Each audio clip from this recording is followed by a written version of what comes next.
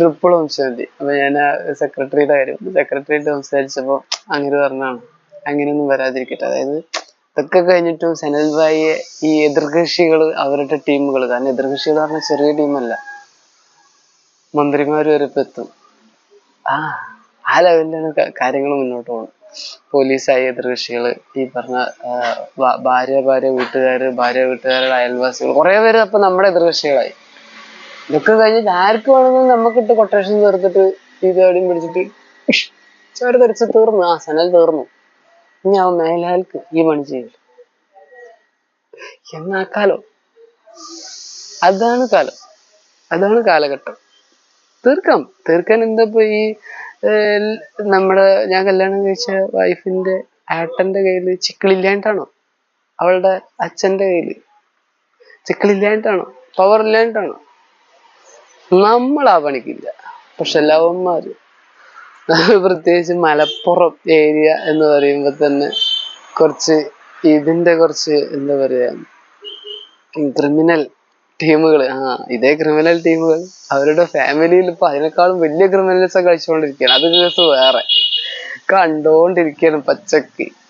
അപ്പൊ എനിക്ക് ഈ കല്യാണം ശരിയാക്കി തന്ന വ്യക്തികളും അവരുടെ ബാക്കിയുള്ളവരൊക്കെ കൂടി അവരുടെ ഫാമിലിയിൽ സ്വന്തം ഏട്ടനനിയന്മാര് തമ്മിൽ നടക്കുന്ന കാര്യം കാണണം പച്ചക്ക്. പക്ക ക്രിമിനൽസ്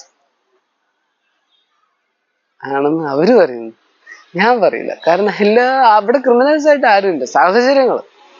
സാഹചര്യങ്ങളിൽ ശരി ചെയ്യുന്നവൻ ധർമ്മനിഷ്ഠനും, തെറ്റ് ചെയ്യുന്നവൻ ക്രിമിനലും തന്നെയാണ്. അതന്നെയാണ്. പക്ഷെ സാഹചര്യം രണ്ടു കൂട്ടർക്കും വ്യത്യസ്തമായിരിക്കും. ഒരു ചെറിയ വരമ്പിന്റെ പേരില്, ആ വരമ്പ് വിട്ടുകൊടുക്കാത്തതിന്റെ പേരിൽ ഏട്ടൻ അനിയനെ പോയി തല്ലുക,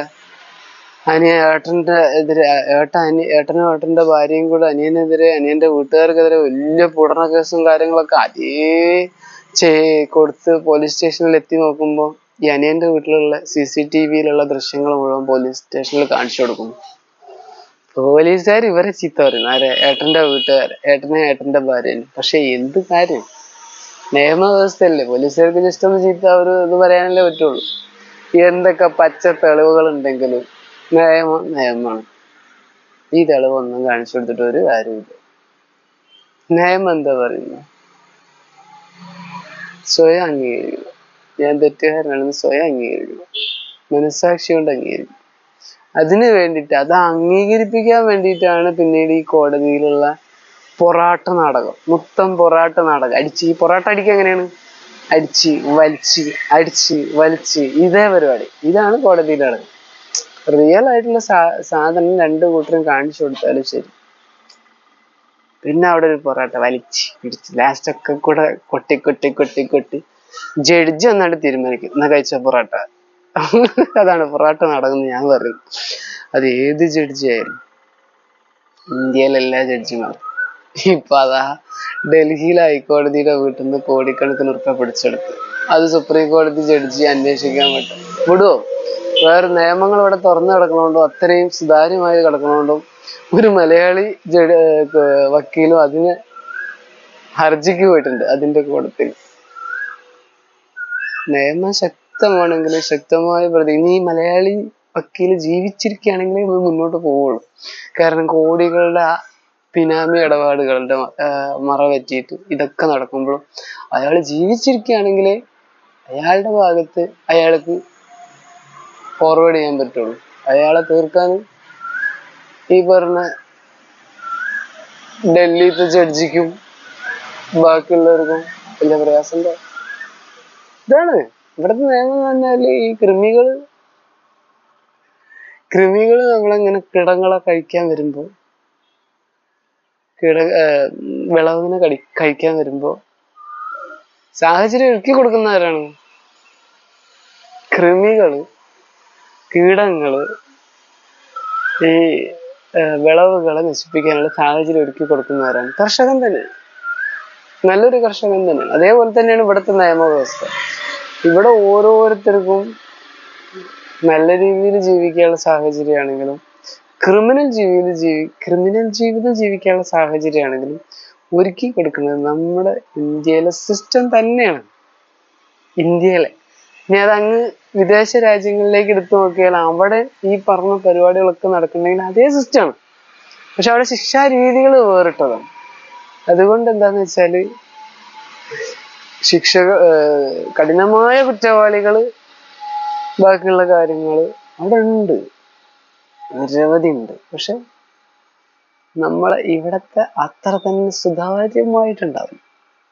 അവിടെയുണ്ട് അവിടെയൊക്കെ പറഞ്ഞാല് 13 വയസ്സ് മുതലേ പീഡനം സ്റ്റാർട്ട് ചെയ്യും വീട്ടിൽ നിന്ന് തന്നെ. പക്ഷെ അതൊന്നും അവിടെ കേസില്ല. കാരണം അവിടെ വ്യത്യസ്തമായ നിയമമാണ്, വളരെ വ്യത്യസ്തമായ നിയമം. അത് ഒരുക്കി കൊടുത്തത് അവിടുത്തെ ഭരണാധികാരികൾ. അതിന്റെ അനന്തര ഫലം അവരൊക്കെ ജീവിച്ചിരിക്കുമ്പോൾ അവരെന്തൊക്കെ ചെയ്തു ചെയ്തു ചെയ്തു ചെയ്തു ചെയ്തു ചെയ്തു കർമ്മമാണ് അതാത് ഗണ്ഡങ്ങളെ ക്ലിയർ ആക്കി. നമുക്ക് എത്ര ഗണ്ഡങ്ങൾ ഉണ്ടായാലും ശരി, ഒരിക്കലും നശിക്കാത്തൊരു ഗണ്ഡം അത് ഭാരതം. ഈ ഭാരതം എന്ന് പറയുന്നത് എന്താണെന്നുള്ള ചിന്തിക്കണം. ഭാരതം, ആ രഥത്തെ ഇപ്പം വെട്ടിമുറിച്ച് പീസ് പീസാക്കിയിട്ട് ഓരോരുത്തരുടെ അടുത്താണ്. ആ രഥം ഒരിക്കലും നശിക്കില്ല എന്ന് മാത്രമേ ബാബു പറഞ്ഞിട്ടുള്ളൂ. ആ ഭാരതം അതിന്റെ സകല പ്രൗഢിയോടും കൂടിയിട്ട് അതേ സ്ഥലത്ത് സത്യയുഗം ആയിട്ട് ഒരു ഗ്രാമമായിട്ട് ഒന്നിന് സ്റ്റാർട്ട് ചെയ്യും. ഇത്രേ ഉള്ളൂ ഡ്രാമ. ഇവിടുത്തെ ഈ മഹാവിശാലമായി കിടക്കുന്ന ലോകം വിനാശമായിട്ട് സത്യയുഗം ആരംഭിക്കും. ഈ സത്യയുഗം ആരംഭിക്കുക എന്ന് പറയുമ്പോൾ എല്ലാം നശിക്കും, എല്ലാം നശിക്കും. ടപ്പേ എന്ന് പറഞ്ഞിട്ട് ഒന്നിച്ച് നശിക്കൂല. അമേരിക്ക ഒന്നിച്ച് നശിക്കൂല, യൂറോപ്പ് ഒന്നിച്ച് നശിക്കൂല, ബാക്കി ഒരു രാജ്യം ഒന്നിച്ച് നശിക്കൂല. പീസ് വളരെ സാഹചര്യങ്ങൾ സന്ദർഭങ്ങൾ വെച്ചിട്ട് വളരെ സിമ്പിളായിട്ട് നശിക്കും. എന്നിട്ട് നമ്മുടെ ഭാരതം ആദിയിലെ സത്യയുഗം അതാരംഭിക്കും. അപ്പോഴും ഈ സത്യയുഗം ആരംഭിക്കുന്നതിന്റെ തലേ ദിവസം അല്ലെങ്കിൽ 1 വർഷം 2 വർഷം മുന്നേ ആ സമയത്തൊക്കെ അവിടെ ക്രിമിനൽസ് അഴിഞ്ഞാടും എന്ന് പറഞ്ഞാൽ ആറാടും പറഞ്ഞാല് കൊലപാതകമായിട്ടും മറ്റൊന്നും മറിച്ച്. ഇപ്പൊ ജഡ്ജിമാർക്കും പോലീസിനൊക്കെ കുറച്ചും കൂടെ സപ്പോർട്ടില്ലേ. ഇപ്പൊ കുത്താൻ തുടങ്ങിയിട്ടുണ്ട്. ഇപ്പൊ ഏതോ തിരുവനന്തപുരത്തോ മറ്റോ SI കിട്ട് വള്ളക്ക് കുത്തി. അതായത് ക്രിമിനൽസ് അത് ചെയ്തുകൊണ്ടേയിരിക്കും. അതിനുള്ള അവസരം ആര് കൊടുക്കുന്നത്?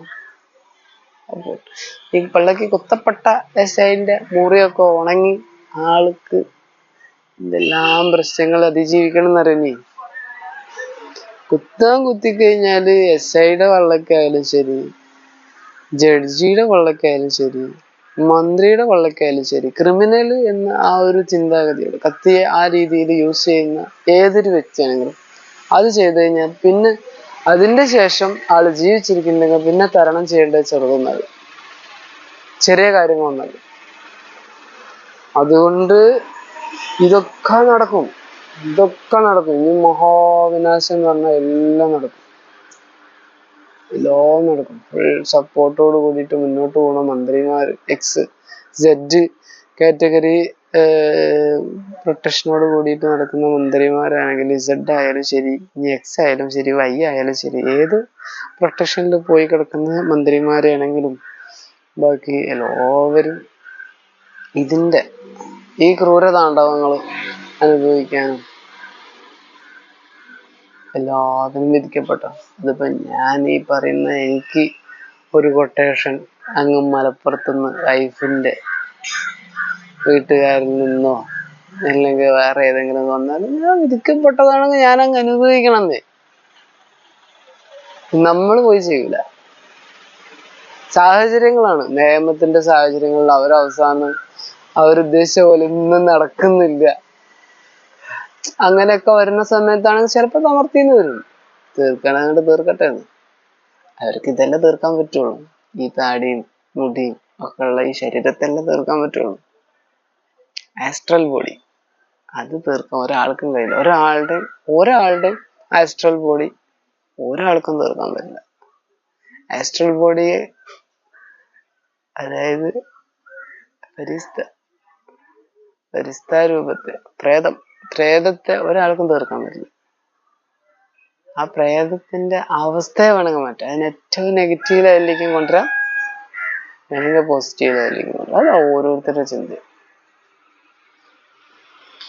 അതിനൊരാൾക്കും തകർക്കാൻ പറ്റില്ല.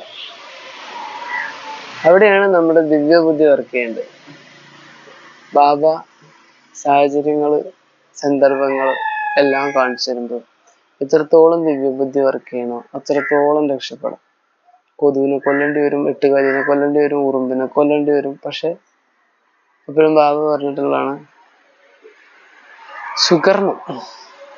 സുകർമ്മം ചെയ്ത് പ്രാക്ടീസ് ആകും. അപ്പോഴേ അകർമ്മത്തിലേക്ക് പോകാൻ പറ്റുള്ളൂ. അത് നമ്പർ വാറാട്ടെ. ഞാൻ ആദ്യം ഉണ്ടാവുമെന്ന് ഞാൻ പറയുന്നില്ല. ട്രിപ്പിൾ ഓം ശാന്തി.